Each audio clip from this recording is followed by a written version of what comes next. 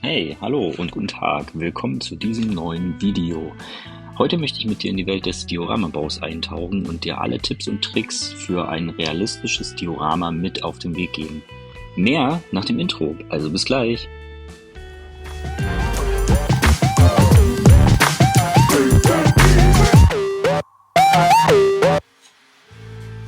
Zuerst brauchen wir eine Grundplatte für das Diorama. Bei mir ist diese 3D gedruckt. Du kannst aber auch einen alten Regalboden oder ein kleines Holzbrett nehmen.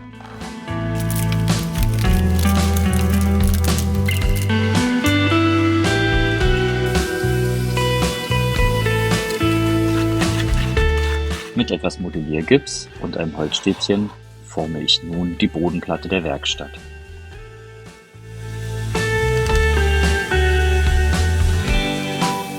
Die schönsten und realistischsten Formen entstehen dabei immer zufällig.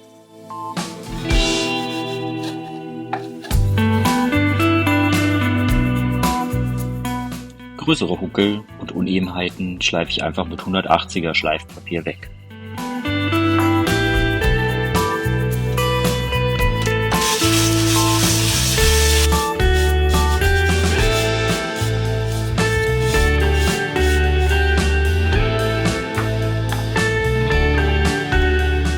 Nach dem Grundieren mische ich mit Schwarz und auch Weiß ein angenehmes Grau und tupfe die erste Farbschicht der Bodenplatte.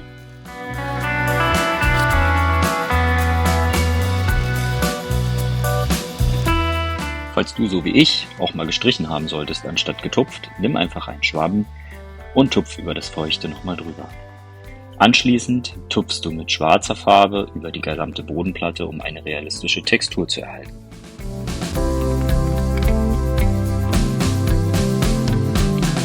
Auch hier gilt bei mir, die besten Ergebnisse entstehen zufällig. Solltest du mit deinem Ergebnis nicht zufrieden sein, kannst du die Schritte einfach wiederholen.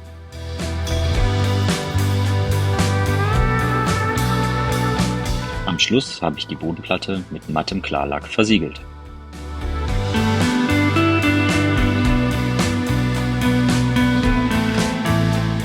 Im nächsten Schritt montiere ich meine Hebebühne. Diese ist selbst konstruiert und in meinem Kulz 3D Account für dich verfügbar. Einen Link dazu findest du in der Videobeschreibung.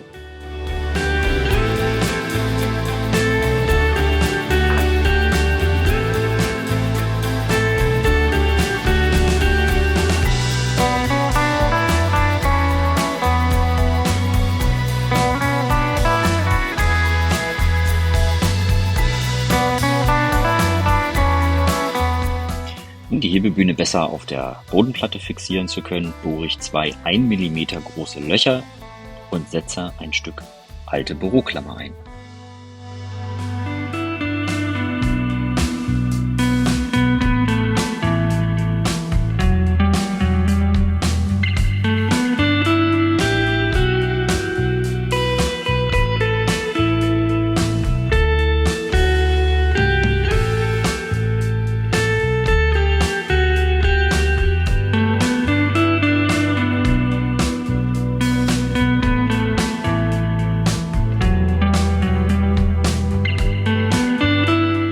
Da ich nicht möchte, dass meine Hebebühne nagelneu aussieht, nehme ich mir hier etwas Silber, streiche es aus und highlighte so die Kanten.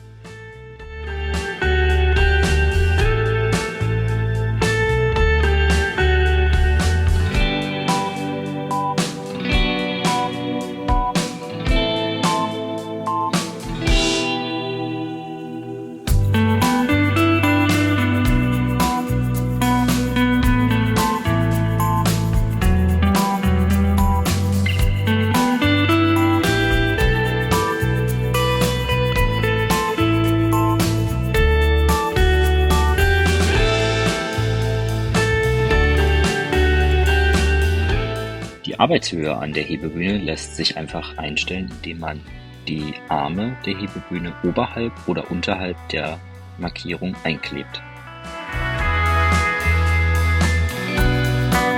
Während der Kleber trocknet, nutzen wir die Zeit und können an dem Werkzeugschrank ein paar Details highlighten und nachzeichnen.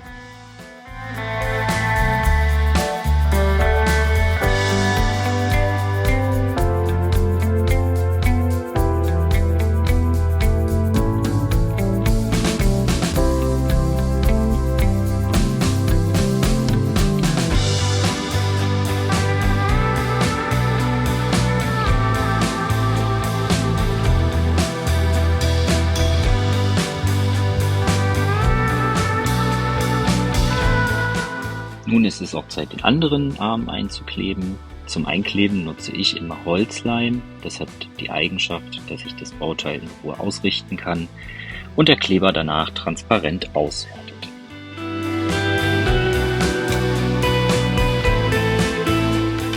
Um einen noch realistischeren Look zu erzielen, nehme ich verschiedene Brauntöne und ein Stück Schwamm und tupfe so über die Kanten abwechselnd mit hell und dunklem Braun.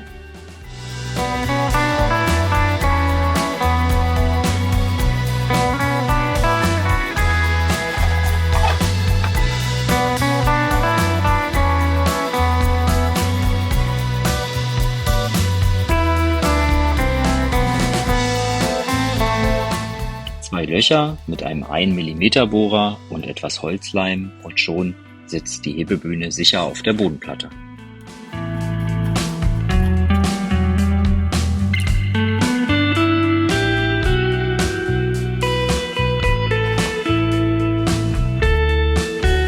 Da in einer Werkstatt auch immer gearbeitet wird, kommen auf den Werkzeugschrank ein Akkuschrauber und ein Drehmomentschlüssel, die ich selber konstruiert und gedruckt habe und deren Link du in der Videobeschreibung findest.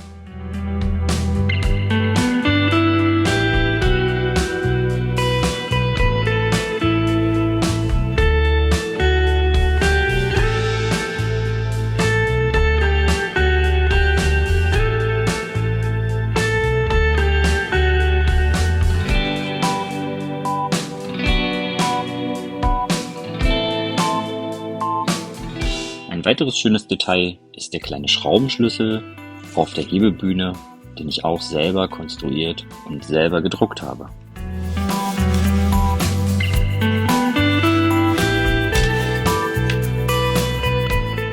Für den Ausschnitt der Wand verwende ich 3 mm starkes Polystyrol, weil es sich leicht verarbeiten lässt.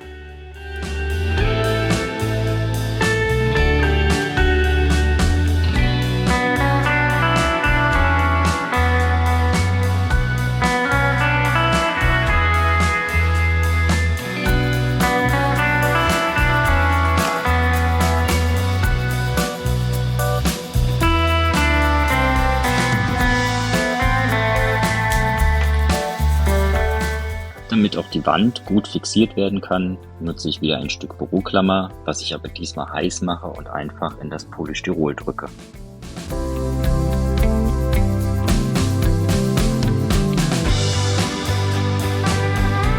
Um später schöne Fotos aus verschiedenen Perspektiven machen zu können, habe ich mir eine halboffene Tür konstruiert, die ich in die Wand einsetze.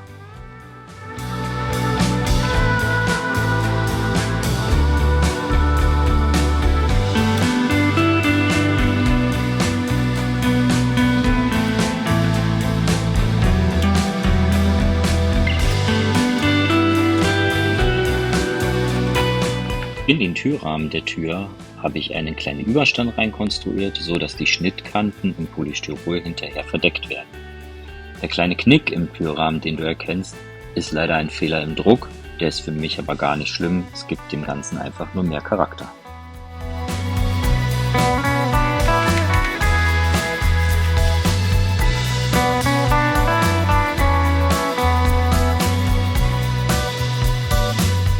Ich bin der Meinung, in eine Werkstatt gehören auch ein paar Spinte, also habe ich mir diese konstruiert.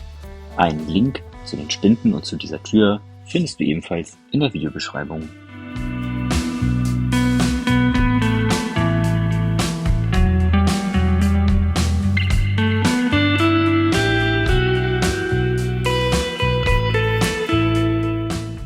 In der Zwischenebene wird nun aus 1 mm starkem Balsaholz Parkett gelegt.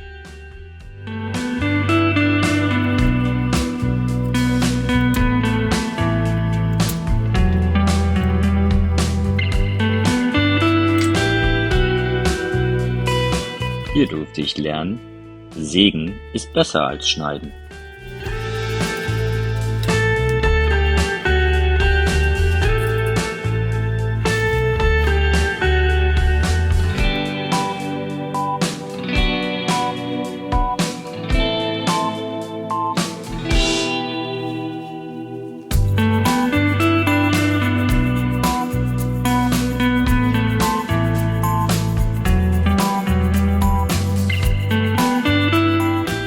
etwas Mahagonifarbe fügt sich das Parkett in das Gesamtbild gut ein.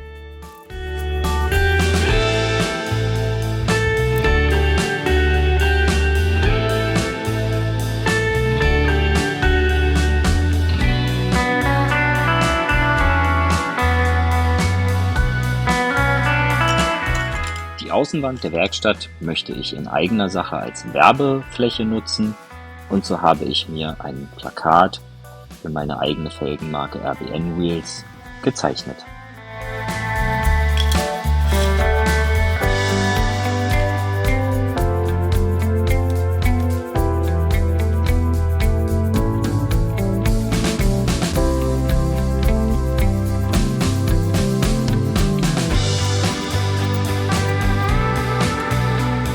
Das Plakat klebe ich mit Holzleim in einen Rahmen ein und um ein realistisches Finish zu erzeugen, tropfe ich etwas Klarlack drauf.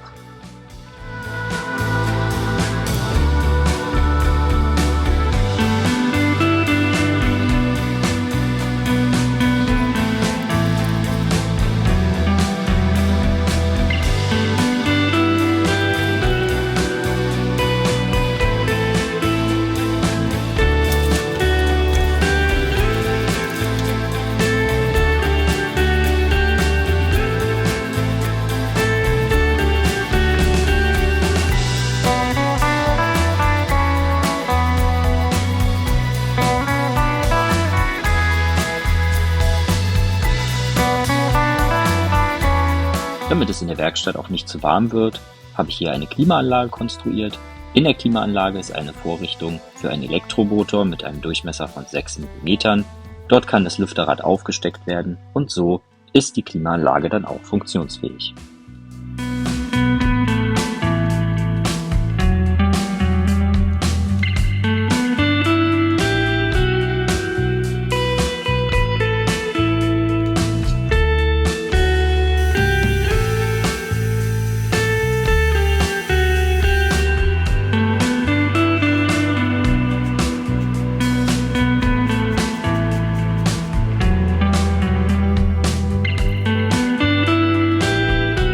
Auch für die Klimaanlage gilt, einen Link dazu findest du in der Videobeschreibung.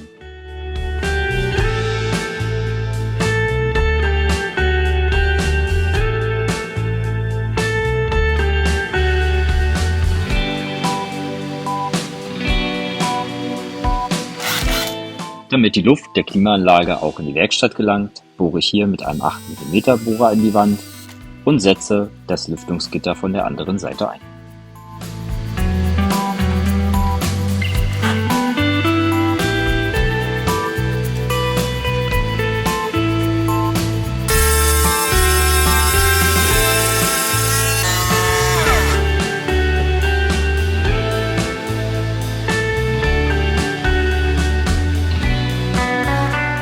Diesmal nutze ich Sekundenkleber für den Boden und den Deckel sowie die Montage an der Wand, damit mir nichts verrutscht.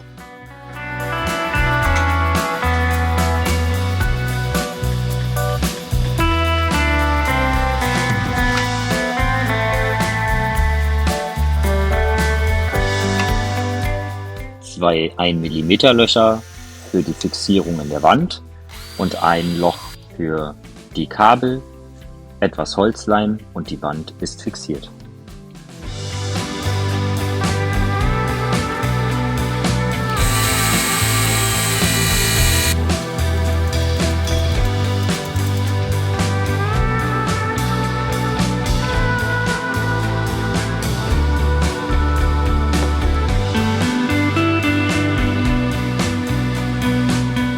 Direkt im Anschluss werden die Spinte gestellt. Die werden ebenfalls geklebt und helfen der Wand, im rechten Winkel zum Boden stehen zu bleiben.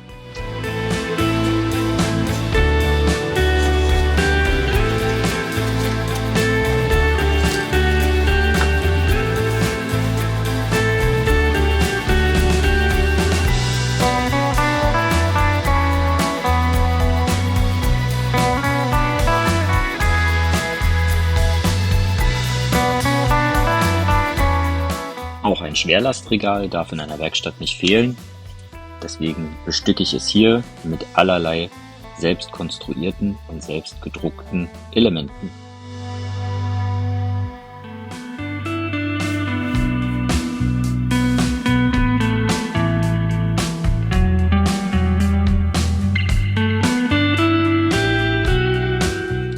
Das Regal selbst und alle von mir selbst entworfenen Utensilien findest du wie immer in der Videobeschreibung.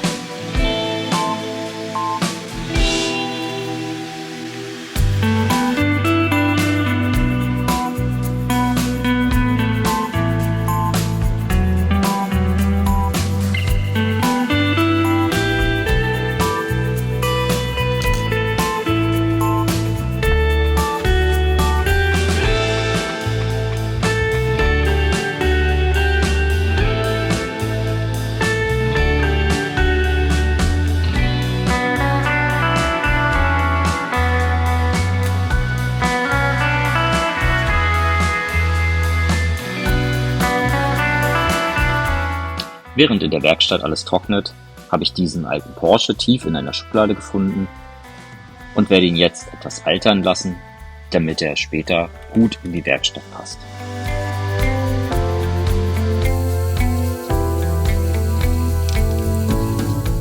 Ich möchte, dass ein paar alte Planen über dem Porsche liegen, also nehme ich etwas blaue Farbe, mische es mit Holzleim und Wasser zu einem angenehmen Blauton und ziehe ein Stück Papiertaschentuch durch.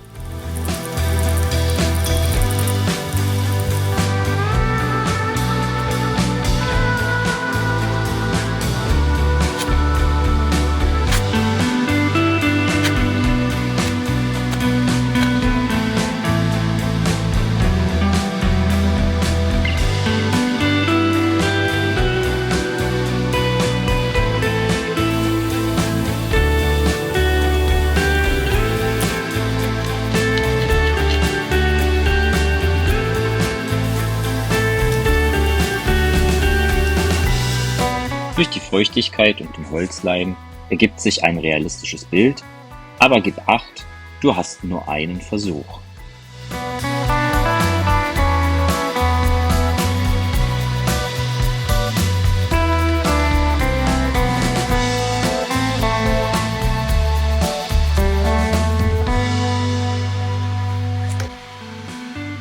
Wenn alles getrocknet ist, dann gehen die Planen auch nicht mehr ab vom Auto und du kannst mit heller und dunkler Farbe Highlights setzen.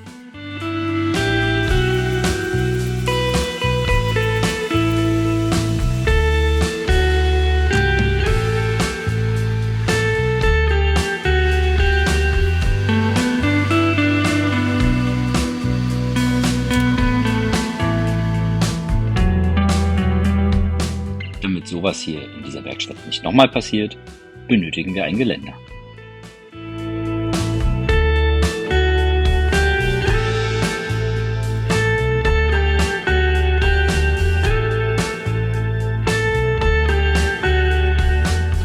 Der Wasserspender, den du hier siehst, ist von mir konstruiert und bemalt.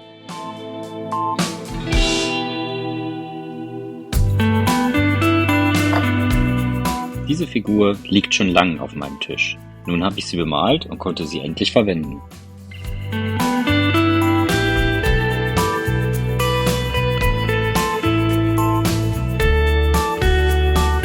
Diese Spraydosen sind an einem Abend am PC entstanden. Am besten lackierst du sie, bevor du sie vom Support entfernst.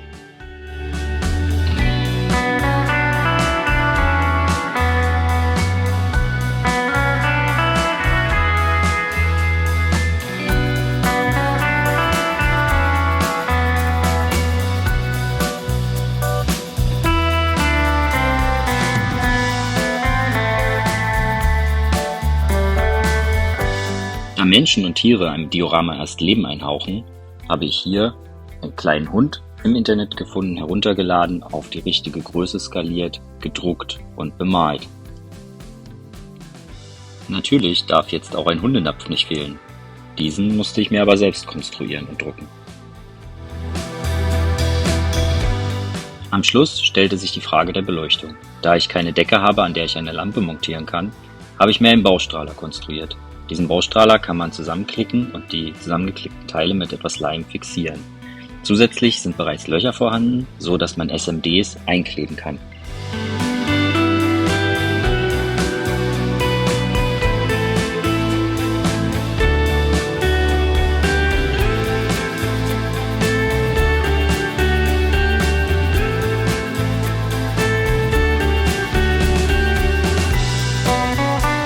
Die Beschilderung ist auch ein wesentlicher Teil des Dioramas. Hier habe ich mir im Internet werkstatttypische Bilder besorgt, ausgedruckt, ausgeschnitten und mit Hilfe von Holzleim an den jeweiligen Stellen fixiert.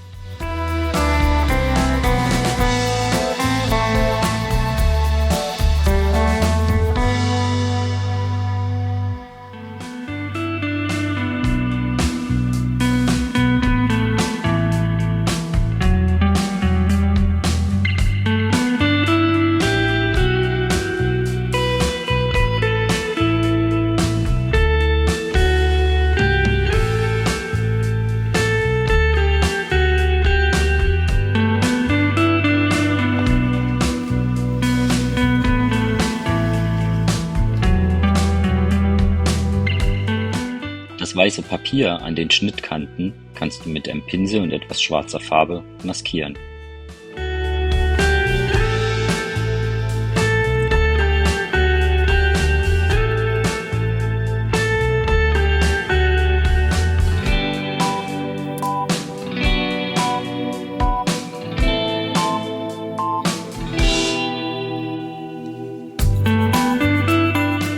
Unschöne Stellen wie diese kannst du mit einer Mischung aus Leim und Wasser sowie etwas Sand aus dem Garten gut kaschieren.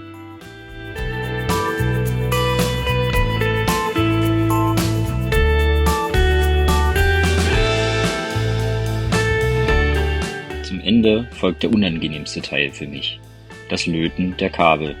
Ich nutze hier ein Batteriefach einer alten Weihnachtsbeleuchtung, habe den Schalter entfernt und an das Diorama gesetzt, alle Kabel dran gelötet und fertig.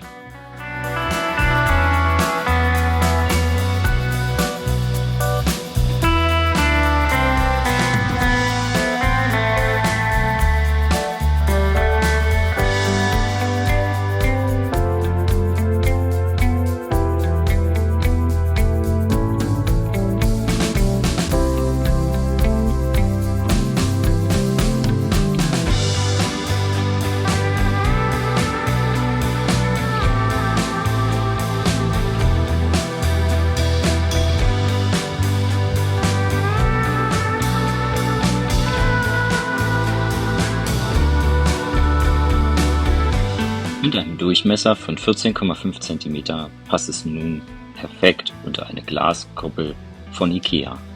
Ich verlinke dir diese Glaskuppel gern in der Videobeschreibung. Ich kann es nun als Blickfang auf meinen Schreibtisch stellen und die Autos darin jederzeit nach Belieben tauschen. Da an der Glaskuppel nach oben noch sehr viel Platz ist, überlege ich, ob ich eine zweite Etage mit einem Wohnzimmer oder einer Terrasse anbaue. Was meinst du dazu? Schreib doch gerne einen Kommentar, lass ein Like da und abonniere meinen Kanal. Vielen Dank fürs Zuschauen und bis bald.